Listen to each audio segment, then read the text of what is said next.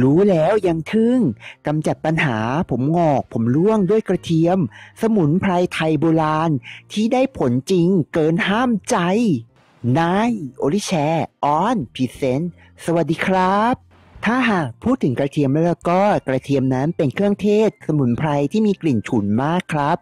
แต่เป็นกลิ่นฉุนที่ครัวไทยนั้นขาดไม่ได้เลยทีเดียวต้องมีติดบ้านกันไว้ทุกครัวเรือน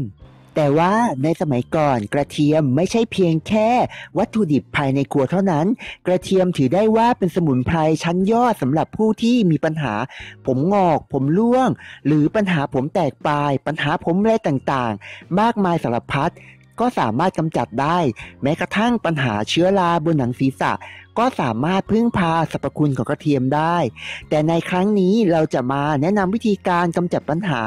ผมงอกผมร่วงด้วยกระเทียมกันครับส่วนผสมที่คุณควรจัดเตรียมมีอยู่ดังต่อไปนี้ครับ 1. กระเทียม 3-4 หัว 2. น้ำมันมะกอก 5-7 ช้อนโต๊ะครับผม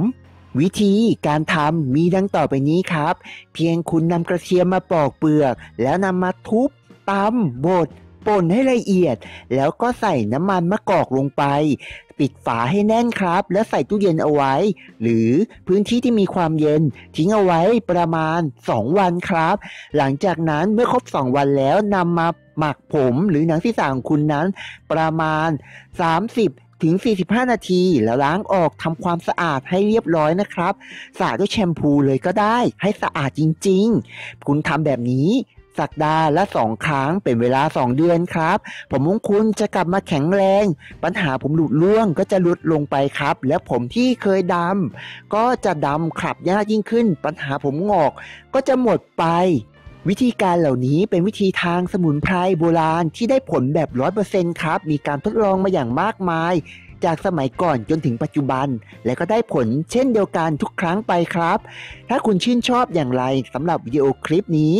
ขอยกเครดิตให้บทความของผมครับแหมไม่ค่อยจอตัวเองเลยแต่ก็ได้ผลจริงๆครับอย่าลืมกดแชร์กดไลค์กด Subscribe และกดกระดิ่งแจ้งเตือนเพื่อไม่พลาดชมวิดีโอคลิปใหม่ๆของผมต่อไป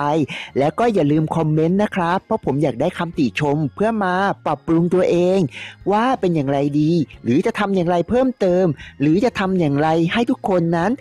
ถูกอกถูกใจและการใช้ประโยชน์แบบเต็มร้อยจากวิดีโอคลิปของผมครับขอบคุณมากๆนะครับที่ติดตามรับชม